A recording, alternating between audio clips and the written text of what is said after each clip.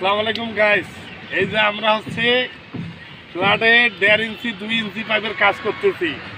তো বিশেষ করে এই যে দেখেন একটা জিনিস আপনাদেরকে আমি দেখাবো, সেটা এই যে ডাইস দিয়ে আমরা থ্রেড করতেছি।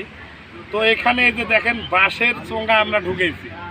কেন বাঁশের চোঙাটা ঢুকেলাম? আসলে পাইপটা যেটা আমাদের এই যে পাইপ আছে, এই পাইপের থিকনেসটা একদম পাইপটা একটু কোয়ালিটি সম্পন্ন না, একটু নরম, যার কারণে থ্রেডে দিলে ডাইস লাগালে থ্রেডটা একটু ফুলটি যায়। যার কারণে আমরা একটা সুন্দর একটা বুদ্ধি লাগাইছি, এখানে একটা বাঁশের চোঙা লাগাইছি যাতে পাইপের মুখটা ভাঁজ না আসে, আমাদের থ্রেডটা খুব সুন্দরভাবে হয়। থ্রেড করে দেখাচ্ছি।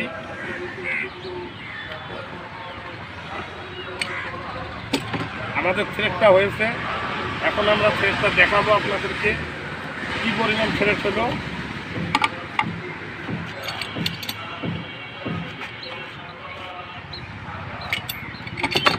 এই যে দেখেন আমরা থ্রেড করলাম, তো এই দেখেন পরিপূর্ণ একটা থ্রেড উঠছে, অনেক সুন্দর থ্রেডটা হয়েছে।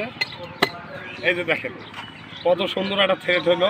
তো এভাবে যদি অনেক সময় পাইপের থ্রেড না আসে, তো আপনারা এরকম একটা বাঁশের চুঙি নিয়ে এরকম ঢুকি দিলে আপনার যখন ঢুকাবেন তখন পাইপের মুখটা আর হালবে না, আপনার থ্রেডটা খুব সুন্দর আসবে। ভিডিওটা যে যেখান থেকে দেখছেন বেশি বেশি শেয়ার করবেন। ভালো থাকবেন, সুস্থ থাকবেন। সবাইকে সালাম, আসসালামু আলাইকুম, ধন্যবাদ।